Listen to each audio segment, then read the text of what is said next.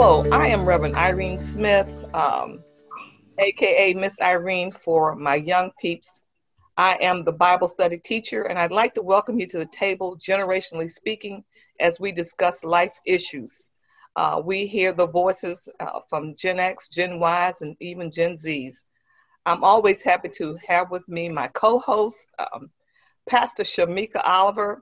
If you don't know, she is the root coach, and her mantra is building the best you. Pastor Shamika is on Facebook every Sunday, 12 noon, preaching. So, Pastor Shamika, how are you today? I am doing so good, Reverend Smith. Thank you so much for having me. Amen. She is a builder of women across the board, young women, older women, making the best you in what area, whatever arena that is that God has placed on your life. And of course, I have always my other co-host, Minister James Durham. I hate to even say it, but that Cowboy fan. How you doing, Reverend? It's good to be here again. Don't hate. Minister Durham is a mentor to young men, older men, young boys, applying the Nehemiah principle so that these men can build their lives on a firm foundation. We're looking forward to that day when he puts that book out. We're looking forward to that day when he publishes that curriculum. We're looking forward to that day that Shamika and I might be outside getting those tickets, Lord, letting folk in for that Nehemiah Men's Conference. Amen. Amen. And so our special guest today is Fernando Leonard. We've been talking about voices. We talked voices from our past, and we had Miss Dorothy Brooks to share with us her life story. And now we're talking about voices of our present. We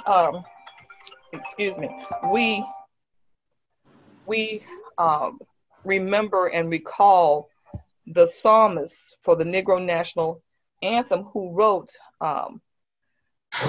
lest our hearts become drunk with the world, we forget thee. And so that's what our question now is. Have our hearts become drunk with the world that we've forgotten where we've come from? Have our hearts become drunk with the world that we've lost our pathway to where God is taking us? And I thought no better person to ask these questions about and to talk about the unrest that we're experiencing in America right now. This pot that has bubbled over, the lid is off now, and we can't put that lid back on. And we find our children and everyone, black and white, out in the streets, Asians and Latinos coming together out in the street talking about this police brutality. But the question is, where are we today? And so I asked Fernando Leonard to come on and share as a young man, a young father. While you may not agree with his perspective, we bring everybody to the table because we believe that every conversation is necessary and important. So Fernando, welcome. Thank you. So please tell us a little bit about your formative years. Who are you? So I was born in the Bronx, New York, Lincoln Hospital, raised in Ohio for a couple of years, and then grew up my formative years in Suitland, Maryland, and Upper Marlboro, Maryland. I've done 21 years in the military, so I've lived all over the country. I've had 2 deployments. I've traveled the world. I have different perspectives, some controversial, but I'm always open to dialogue, respectful dialogue, and to get, my opinion isn't always, I'm able to be swayed as far as if a compelling argument is made, I am definitely open to listen. And my opinion can be swayed sometimes. And I think you told us, you shared with me earlier that you had some Cuban roots. Yes, so I'm a Cuban on my grandmother on my mom's side. So my family actually did visit Cuba. They were in Cuba when Castro passed away. Mm-hmm. We do have family still there. We do communicate with them regularly. We were able to trace my father's roots to Alabama. We still have family out in Alabama, down in Alabama. And I did the ancestry and was able to trace my roots all the way back to a tribe in Africa. Haven't got the chance to visit Africa yet. My mother and father have visited Africa. So that's on my bucket list, to actually go to Africa and possibly track down the actual tribe that it says I come from. All right. Well, that's fantastic to hear. Let me ask you the question. When did you first experience racism as a young man? So my first experience with racism was pretty late. I think I was about 12 or 13. Somewhere around there. I was in a neighbor's yard in Upper Marlboro, Maryland. Now, the dynamic of Upper Marlboro, Maryland at that time was it was a primarily white neighborhood that I grew up in. That I was raised in Upper Marlboro in middle school, high school time frame. And this friend of mine, we were over there playing basketball, and I had on this nice, what I considered nice white outfit. It was crazy white. And we were playing basketball, and the brother of the neighbor called me the N-word in his backyard. And that was my first experience. I did take care of the brother, but it was eye-opening because prior to that, my parents had made sure we were primarily raised in Black areas, Black neighborhoods. We attended schools with primarily Black students. So having those interactions was not something that was common to me. It wasn't something that I really knew how to handle. And it was pretty jarring when the little boy said that to me. And that was my first experience. All right. So tell me, when it comes to police interaction, as a African-American male, have you ever been pulled over or stopped by the police? Yes. Now, here's where it gets a little controversial. So I've been pulled over a number of times. When I lived in Ohio, I had a penchant for speeding. So I got pulled over a lot. I don't recall where I was told this. I don't know if it was my father. I don't know if it was watching TV, so on and so forth. It was just how I was raised. But in the late 90s, whenever I would get pulled over, it was always, yes, sir, no, sir. I was always presenting my ID. It was like a fear that I don't know where it came from, because in the late 90s, I wasn't really into politics and what was going on in the world. I was kind of late getting involved in that. But I did have experiences later in life hanging around friends where the police interactions were a bit more, they were different. The police were extremely aggressive. They weren't willing to really talk to you. It was pretty much one-way conversations. And one particular event that I'll tell you about was when later on in life, not too many years ago, actually, in Waldorf, Maryland, I got pulled over and my wife was behind me. And when I got pulled over, she pulled her vehicle behind me and pulled over. The cop came up to the window to my vehicle, and my wife got out of the car and started walking up to my car with the police standing there. And the amount of things that went through my head was enormous. I had to get her to get back in the car. It was a mixture of just being scared, paranoid, like I thought something was going to happen. And I wound up having to explain to her those thoughts and feelings I was going through in that moment, and that there are just some things that you just can't do. And it was pretty scary. I think when we heard Miss Dorothy Brooks talk about her parents and how she's 91 years old, and she talked about how her parents taught the children the importance of respect, especially when it came to white people. And so this racism is so insidious that it passes on and passes on. And like you said, I don't know where this came from, of me reacting this way, but I know that I needed to react this way. I don't know what made me have such fear about my wife getting out of the car and approaching this police officer, that I knew I needed to get her back in the car, not just for my safety, but for her safety. And so this is this insidiousness of racism that we hear about. And you don't remember your parents ever talking to you about racism at all? So, and this is where I would say my parents would probably be upset with me, because my memory is pretty bad. What I do recall in my formative years was my parents, especially my mom, being very Afrocentric. She used to listen to a play called Sarafina. And she used to just blast it through the neighborhood in Suitland. And I was just so, and now grown to appreciate being aware of that. She used to take me to different plays and things like that concerning Black history. I don't recall the conversations, but I do recall some of the events that she took me to.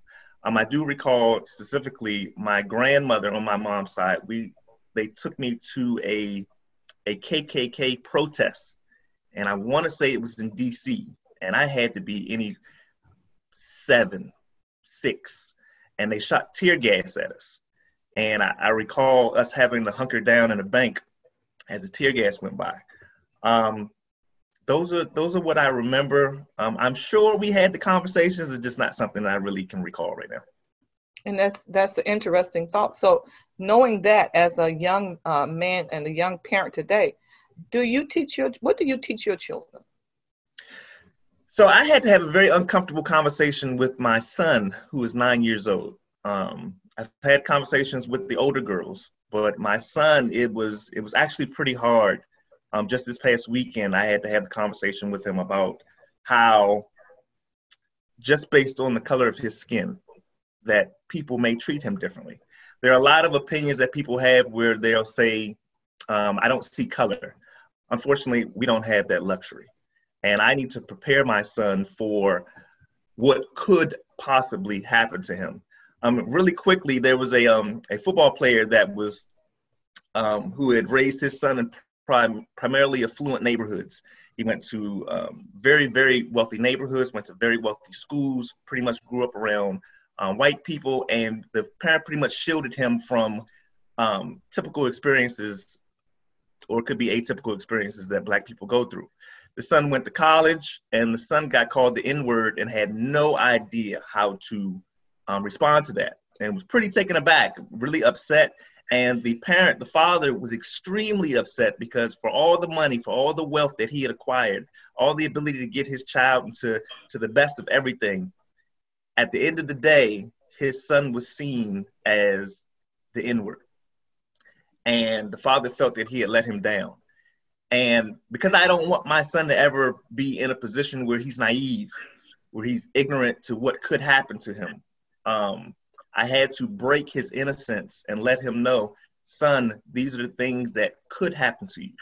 I need you to be prepared. I need you to be responsive. And it was a difficult conversation. We're going to continue to have the conversation, but I'm not going to lie, it was difficult. Durham, do you have any questions you want to ask before? Well, yeah, I would want to stay there. Like, personally, I've never been called the N-word to my face. I've always wondered how I would respond to that. I know you said earlier when you were younger, you took care of the fellow who called you that, and you mentioned about the kid there. My daughter was called the N-word in school, in middle school, so I had to deal with that, and I shared the same emotions that the father shared, that, you know, you feel almost responsible, particularly you put your child in that environment. But what I want us to talk about is, what is the proper response, if there is a proper response, to if we are in a setting and we're talking to a white person and they call us the N-word? What is the proper response? Is it anger? Do we take care of them? Do we have an intellectual conversation? Will we inform them? What is the proper response, or is there a proper response? So let me say this. I think we've been so conditioned, so beat down, that if we respond the way a reasonable person may respond, and I use reasonable, the way a person might respond to being disrespected, here's the issue. And I'll wrap this up in this story. Me and the family were out in Falls Church last weekend. We're having dinner at this restaurant. We're eating outside. So it's about 6 or 8 of us outside. We're the only Black family outside. This area is wealthy. The white lady walks up to the table and says, "Glad to see you all back in the neighborhood again." Now, the whole table was taken aback by that statement. And in my mind, I had to go through the different responses I could give to this lady and the man. And I also had to worry about, and this is subjective of whether or not you worry about it or not, the opinion that people would have of me and my family based on my reaction to this lady. Because I felt that it was disrespectful to make the assumption I wasn't from that neighborhood, that I didn't own the house down the street, that that wasn't our favorite restaurant. And if you get called the N-word, even that, based on your responses, is how you be judged. If you even respond what you deem appropriately, in kind, you will be looked at as, see, they're animals. They don't know how to control their temper. They respond a certain way. So it's all of those things go through my mind, and I always have to say, all right, let me be the bigger person. Let me respond with respect. Let me educate. Let me do the things that, let me control myself. I always have to control myself, because at any time when I'm not, when somebody feels that I haven't controlled myself, well, there you go. We can call the police, and the subjective opinion will be, well, look at them. They were the ones that started it, even though they didn't hear what this lady said. So it is very, it's once again, it's that fear, that ingrained, you have to control yourself because you don't know what can happen to you. So that's a very difficult question to answer. And I struggle. Go ahead. I struggle with that. I really have no idea how I would respond, because part of me would want to educate and have a civilized conversation. And part of me would want to just share my frustration and my anger in that moment. And the problem I have with, because no matter how we respond, we're going to be judged. And the problem I have is, we as Black folk, we often have to keep our real emotions in. We can't express our real selves because we feel like we're going to be judged. We should be able to express anger. They express anger on a regular basis, and there's nothing thought about it. So why can't we express our anger if that's what we feel in that moment? So that's something that I really struggle with, and I don't know if I'll ever be put in that in that predicament, but I'm curious to see how I would respond in that. Pastor Shamika, when you hear that, the response that Fernando and Minister Durham have said about holding back anger. And you think about African Americans suffer with high blood pressure, and they're trying to figure out why. We suffer with high blood pressure. What are your thoughts when you hear this, and how it connects to our health? Racism and this high blood pressure. I mean, I think we definitely have a lot of aggression held in on the inside of us that's definitely causing stress. And we know that high blood pressure is just not caused, from stress. It's caused by, things that we eat. It's caused by maybe cultural things, and anybody can get high blood pressure. I definitely want to put it out there that it's just not, African Americans with high blood pressure, but there are other races. But we do see that statistics basically says that African Americans really deal with certain things like diabetes and high blood pressure. But I think that, even when they're dealing with our health, I can't sit here and say that it's just racism that's causing these things to actually happen, but it does. Our anger, our frustration, how we handle things, how we were told to, just like with Miss Brooks, how we were told to really suppress what we feel. And so I think that, as African Americans, we've learned to suppress what we feel. We've learned to live with pain and still be successful and still work and still be a father and still be a mother. And I sat here listening to Minister Durham, and I also just sat here listening to Fernando, and I had so many emotions that went through me myself. I can just imagine what my blood pressure was, just suppressing what I felt, just thinking if I was sitting there in that seat and the waitress said that to me, how would I respond? I think I would start sweating bullets. You really don't know what to say because you don't want to be perceived one way, but you do want to stand up for yourself. But you also want to look good for your entire race. I think that when we speak, we're speaking for our entire race of African Americans. And that is a lot of pressure to hold on one individual right? And so we don't see that accountability for other races when they begin to speak about, they own what they say. We see that they get benefits for what they say. They get awarded for what they say, and it's like anything we say can be held and used against us. So I feel like we are always suppressed, always under arrest, and just really trying to figure out this whole thing. One of my questions would be, and I hope I answered that. I don't think it's a specific answer. I don't think that it's finite. I don't think that it's infinite. It's like just really trying to find our space in this place as African Americans, as people of God. I think that we're just always held to some standard. We don't even know how to live up to it. We don't really know what to say, how to do it, when to do it. But whatever we do, we just have to stand on it and just figure out later what the consequence is behind it. My question to Fernando would definitely be, just now with knowing that what our backs are up against again and again and again, and in this timing of writing, this timing of speaking out, what would you say would be, what will we give at this time? What should we do? What is the strategy that we should have to come to some place of uniformity in this timing? Well, that's a great question. And that's been some of the dialogue that I've been seeing going across the internet and in person lately. And the issue has been, so we're not monolithic. We don't all believe the same way.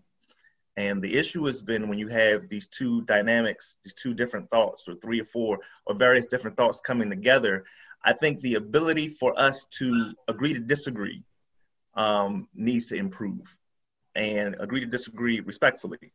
There are a lot of different ways people are approaching. You can ride, you can chew gum and walk at the same time, as I say. You can ride, you can protest, you can vote, you can do all of these things, and you can empower change in the way that you see best for your neighborhood, for your family, for your state, your county, however you see fit. But there's a lot of infighting, and I was speaking to a friend of mine, and so I once again tie it back to slavery. There's the whole, so there was the, there's so many complexities. There's the light skin, dark skin battles that go on within the community. There's the people who are affluent and the people who are in poverty. The battles between the tax brackets. There's there's so many different ways, different issues, and I think a plan, being able to communicate that plan, being able to have, even in disagreements, those two plans communicated to each other. I think that those are the best things that we can do right now. And we just have to continue the communication. You know, when I think about the Jewish brothers and sisters, they have the same range of demographic, financial picture that we have. They have the ones who are really extremely successful and the persons who are struggling.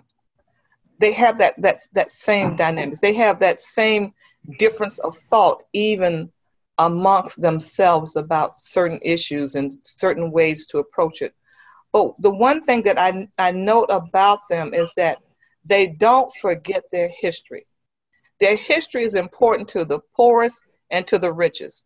And they observe their history. They observe their oral tradition. They embrace everything that has occurred to them.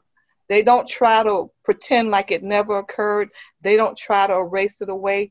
They don't try to make excuses about it, but they embrace it. They own it, and it is what buttresses them and brings them together. And in that sharing and going over their story, their oral history over and over, it strengthens them because it teaches them what God has done. And sometimes I wonder, do we tell our story? Do we share with our children that we were not always an enslaved people? Do we share with our about our children that how we came to America, these shores, a lot of different ways. Yes, some of us did come over in the slave, on the slave ships, and then years later, some of us did come through Ellis Island. But for the majority, our history, do we share that? Are we ashamed of our history? So this is where it gets deep. So I think we're ashamed. I think that the fact that, so most people, for the ignorance, believe that our history is rooted in slavery. But when you go back to, even if you go back to Africa, so we're not genuinely accepted by Africa. So I have met Africans who have disdain for African Americans. Now, that disdain is rooted in you as an African American have all of these opportunities, and what they perceive as you're not taking advantage of them. And here we can come over here and we can become doctors and everything, and you already have access to this. So that's part of the disdain. There was a thing where somebody was talking about should they have sued Africa for once Africa got together, whatever you consider together, they never came back to come get us. Now, the unfortunateness of all of this is the slave trade started with Africans trading us. Now, after that, I mean, you have all the infighting. You have the western part of Africa, the eastern part of Africa. Like, I do not believe people are educated on their history. I can go to my white friend's house and he can show me his family seal that will trace back generations. I mean, 6, 7, 8, 9 generations. We can't get past the 3rd generation. I don't even know if my last name is really Leonard. So when you combine all of these things, there is so much hurt and pain. There's the 400 years of slavery. There's the civil rights. There's Jim Crow. There's the Reaganomics and the crack era. There's the Karen era going on today. I mean, there's so many eras of us having to constantly do better, achieve better, or get these rights that were never made for us. This country was not founded. These rules and everything. The Constitution, in my belief, was not meant to include us.